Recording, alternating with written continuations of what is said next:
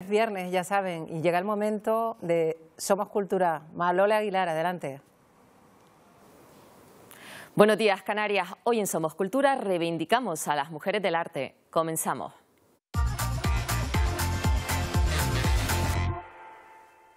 ¿Qué necesita una obra para trascender, para superar las fronteras del tiempo? Por supuesto, debe ser una obra interesante, estilística y temáticamente, al menos para los estándares de su época. Vamos, que le tiene que gustar primero a los de su tiempo. Ellos serán los que la conserven, la expongan y la conviertan en un clásico. Y esa decisión viene marcada por la realidad social de cada época. Esto se traduce fundamentalmente en un desprecio histórico a las obras creadas por mujeres, porque hasta hace muy poco se consideraba que las mujeres no eran artistas reales, que solo podían ser aficionadas al arte. Sus creaciones eran ninguneadas, sus nombres olvidados y hasta sus materiales eran relegados con suerte a disciplinas de segunda categoría. Hoy en Somos Cultura reivindicamos a las mujeres, a esas que no dejaron ser parte de la cultura. Pero antes vamos con la agenda cultural. Lo primero es lo primero. Adam Pendleton es objeto de una exposición retrospectiva en Las Palmas de Gran Canaria, en las instalaciones de la Fundación Canaria para el Desarrollo de la Pintura. Se inaugura esta tarde a las 8:30. La periodista Nieves Concostrina y el grupo de música de raíz Fetén Fetén, colaboradores habituales de Pedro Guerra, por ejemplo, representan en Lanzarote Borbonia, un repaso musical e irónico a la historia de los Borbones como reyes de España, en el Teatro Municipal de San Bartolomé el domingo a las 6 de la tarde.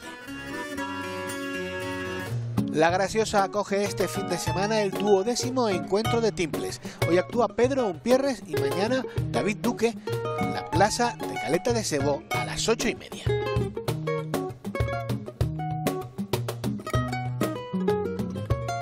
Y además se está celebrando en Las Palmas de Gran Canaria el Festival Animayo, que cumple ya 20 años con una agenda cargada de actividades que pueden consultar en su página web, porque es que no tendríamos tiempo, ni en este programa, ni en 20 seguidas, para contar todo lo que hay.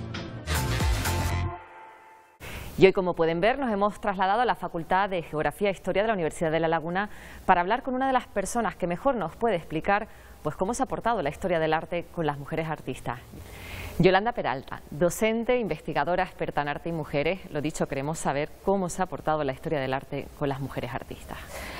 Pues no se ha portado muy bien, porque las ha invisibilizado, las ha infravalorado sus productos artísticos, la historiografía artística no las recoge, son muchos los nombres de mujeres artistas que no se conocen, sus obras están sin catalogar, en fin, el panorama es...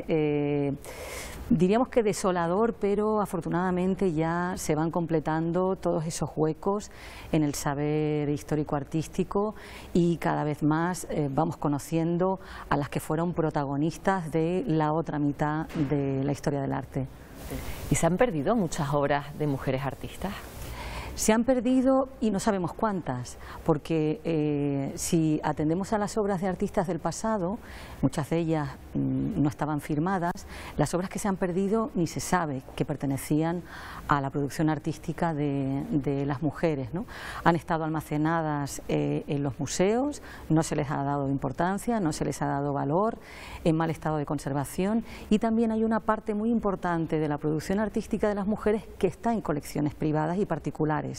Y ahí sí que es verdad que la conservación muchas veces no es la más adecuada. Hemos perdido muchas obras, sí. Se han conservado, podemos decir, peor que las obras de hombres artistas. Sí, podríamos decir que muchas veces por ese desconocimiento y porque no se les da valor, al no darse valor a esas obras, no se las cuida, no se las conserva, ¿no?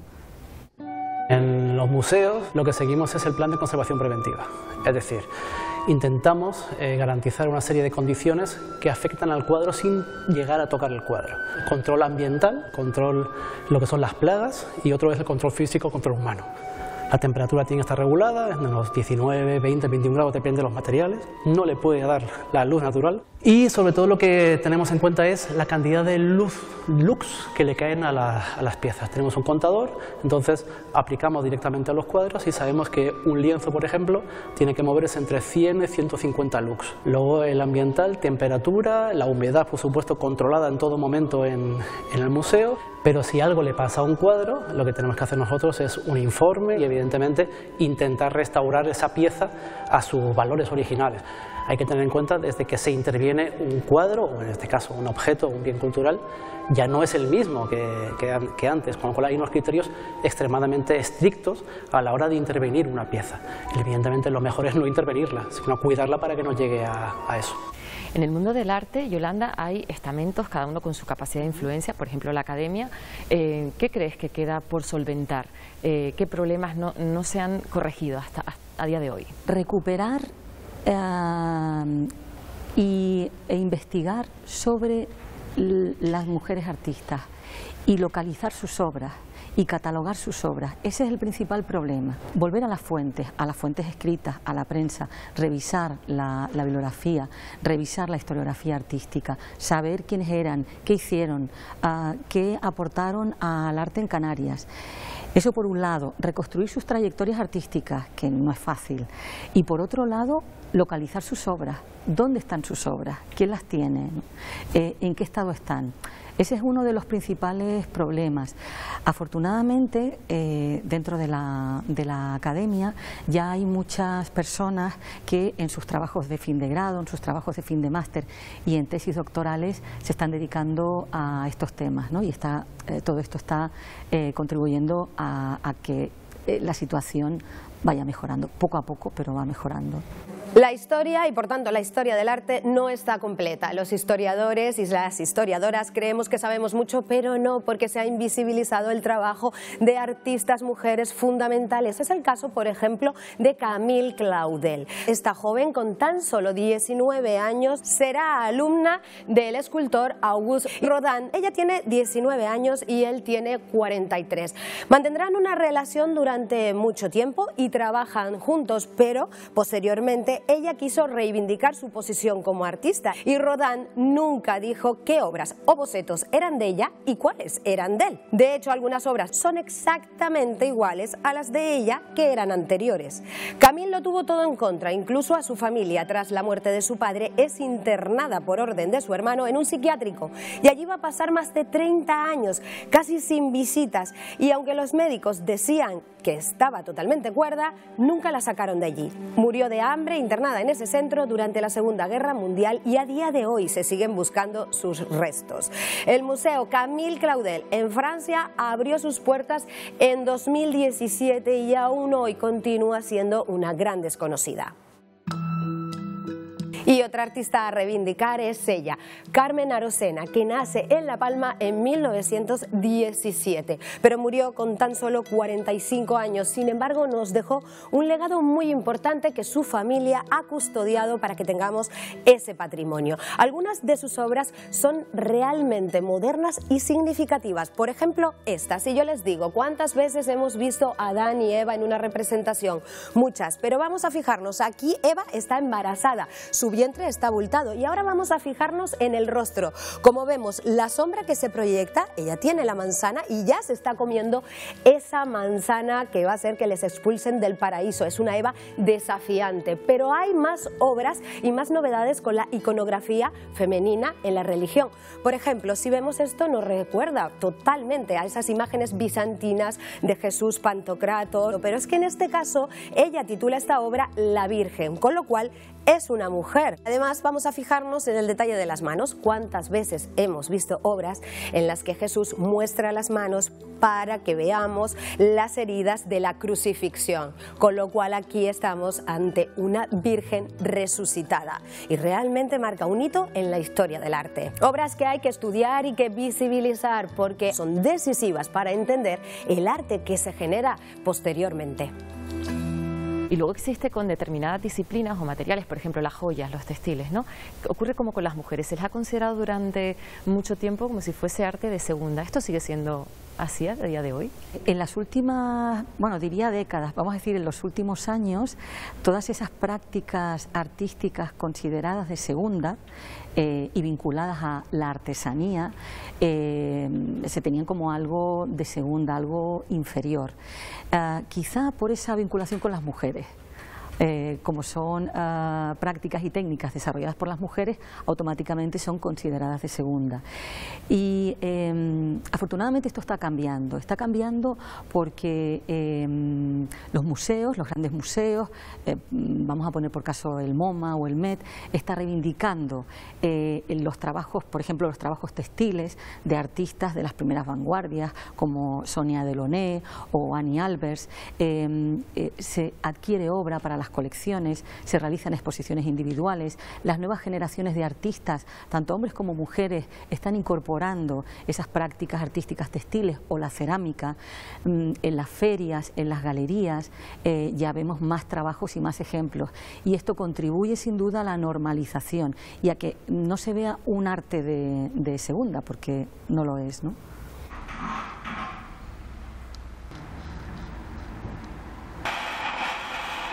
La joyería contemporánea, más allá del material, tiene que ver con una idea, un concepto. No tiene por qué ser materiales nobles como oro, plata, piedras preciosas. Por ejemplo, pueden ser maderas, puede ser hierro oxidado, textil. En realidad es que llevamos una obra de arte que se adapta al cuerpo.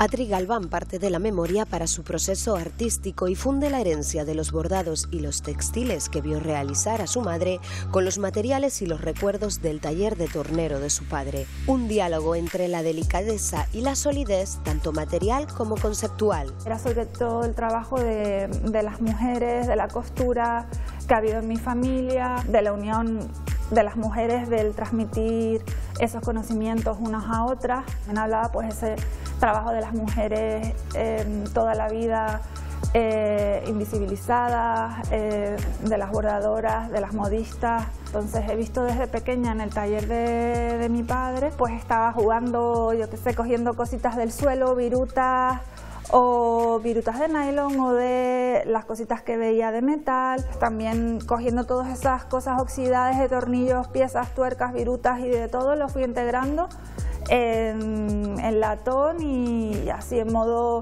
brutalista, algo más rústico y más puro y más duro, salieron unos anillos.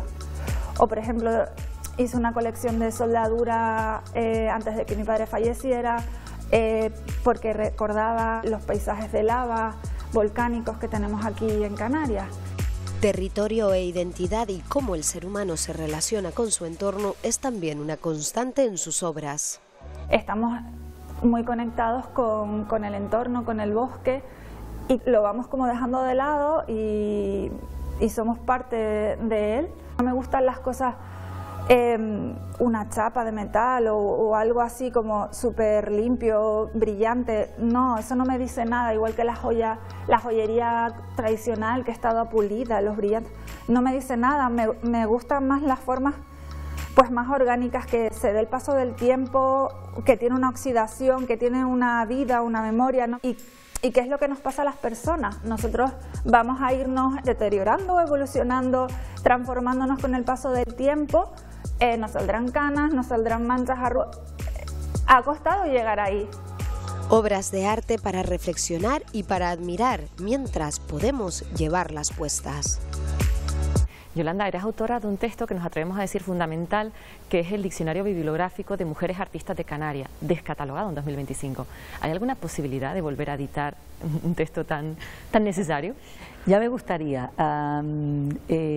Este diccionario fue un anexo de mi tesis doctoral, donde se incorporaban, donde fui recopilando los perfiles biográficos, que no biografías, porque son muy pocos los datos, de casi 300 mujeres dedicadas a la creación artística en Canarias. La tesis se defendió en el año 2006 y, bueno, a pesar de mis intentos, estamos hablando del año 2006, donde esto de los estudios de género en el campo del arte todavía no interesaba mucho o nada, a pesar de mis intentos no se pudo publicar. Y fue en el año 2014, gracias a Elena Morales, que por aquel entonces estaba vinculada a la editorial Idea, que pudo salir no toda la tesis doctoral, pero este anexo en formato diccionario. La tirada fue cortísima, ya no se consiguen ejemplares y me gustaría. Lo que pasa es que desde entonces se publicó en el 14, pero el material era del 2006, ya se ha investigado más, habría que hacer una revisión. Pues Yolanda Peralta, te damos las gracias por atendernos, enhorabuena también por el trabajo de divulgación que haces, y a ustedes, como siempre, les dejamos pues con el séptimo arte, con Benjamín Santana. Dentro de la gran fiesta que implica la llegada del mes de mayo a Canarias, no nos podíamos olvidar del cine. A lo largo de los próximos días y también semanas veremos, gracias a esta casa, Televisión Canaria, algunos de los mejores largometrajes y cortometrajes producidos por cineastas de nuestras islas. Son trabajos que han pasado por algunos de los mejores festivales de nuestro país, como el de Málaga, pero también que se han visto en festivales internacionales como el de Berlín. Unos trabajos que demuestran el interés de nuestros cineastas por géneros muy dispares y en los que participa directamente Radio Televisión Canaria. Y nada mejor que arrancar con el documental en torno a González Rivero, pionero del mundo del cine que rodó la histórica El ladrón de guantes blancos, a punto de cumplir su primer siglo de existencia. Y admiración. Pero también veremos todos los viernes o sábados del mes de mayo producciones como Voy a desaparecer, de Core Ruiz, proyectada en Málaga, la historia de dos hermanos que reconectan en el sur de Gran Canaria. Esa disposición a boxear como quien respira, dejando en el ring la idea. O el impactante documental Miguel Velázquez, el catedrático del ring, de David Cánovas, un estudio sobre las curiosidades de la vida de uno de los deportistas más importantes de nuestras islas. Amateur español de todos los tiempos. Entonces dijimos, bueno, aquí acabó todo, tantos años de sacrificio, de ilusiones. Y los amantes de la tierra y el duro trabajo que supone la elaboración de un vino no deberían perderse Beber para no olvidar, trabajo en torno a las bodegas en el norte de Tenerife. No pudimos vendimiar hasta 2 semanas después. Mira, estas pencas están llenas de cochinillas. Y en cuanto a los cortometrajistas, hay 2 citas prioritarias para ver los últimos trabajos de Pablo Borges, Elisa González y Manuel Román, Fernando Alcántara, Antonio Munais, Valentino Saldoni, Pablo Vilas y Héctor García. Nombres a los que seguir muy de cerca los próximos años. Apunten los días en la agenda, jueves 15 y 22 de mayo. Pero como cada viernes nos fijamos también en los estrenos, hoy es un día especialmente triste porque parece que ninguno de los títulos que llegan hoy a cartelera vayan a animar demasiado la taquilla, una taquilla ya dominada por los superhéroes y las adaptaciones de videojuegos. El espectador más beneficiado este viernes es el amante del cine independiente. ¿Son amigos tuyos? No tengo muchos amigos. Tierras Perdidas es la nueva propuesta del matrimonio formado por Paul Anderson y Mila Jovovich y según la crítica, en general bastante mala, todo apunta a un producto similar a sus anteriores trabajos. Mucho efecto digital, mucha batalla en cámara lenta y poco trabajo en guión y personajes. Queda usted detenido como el sospechoso del asesinato de su esposa. Pasamos por Francia antes de desembarcar en nuestro país, auténtico protagonista de los estrenos de hoy. De la mano del siempre solvente actor Daniel Auteuil, proponemos Presunción de inocencia, una narración de juzgados y crímenes que, a pesar de su tímida acogida, promete un rato al menos entretenido. La primera de las propuestas españolas es Enemigos, una historia de acoso y venganza vista en el Festival de Cine de Málaga y que consigue las mejores críticas del día. 2 adolescentes enfrentados a muerte no se imaginan lo que su guerra causará a su alrededor. Venga, ¿tú tienes enemigos? Este es un lugar tranquilo, de otra época. Una quinta portuguesa nos narra la historia de una usurpación, la de un hombre que pierde a su mujer y termina pasándose por un jardinero en una lujosa mansión en Portugal. Manolo Solo y María de Medeiros encabezan el reparto. Y también hay espacio para la buena televisión, en este caso nos llega de Argentina con olor a éxito y con un reparto de lujo. Se trata de la adaptación del clásico del cómic El Eternauta. Está cayendo una mierda tóxica del cielo que te toca y te mata. El actor Ricardo Darín es uno de los muchos atractivos de la serie El Eternauta, de plena actualidad en un mundo que se dirige a un futuro muy incierto y recuperando movimientos fascistas que parecían propios de un pasado terrible. Ha conseguido gustar a crítica y espectadores y anuncia ya su segunda temporada. Nos vamos recordándoles la programación especial que con motivo del Día de Canarias arranca esta misma noche aquí en Televisión Canaria. Largometrajes, cortometrajes y documentales que muestran la riqueza argumental de nuestros creadores. Nos vemos dentro de 7 días. Y con la crónica de Benjamín Santana terminamos. Ya saben que tienen una cita el próximo viernes si ustedes quieren con más Somos Cultura.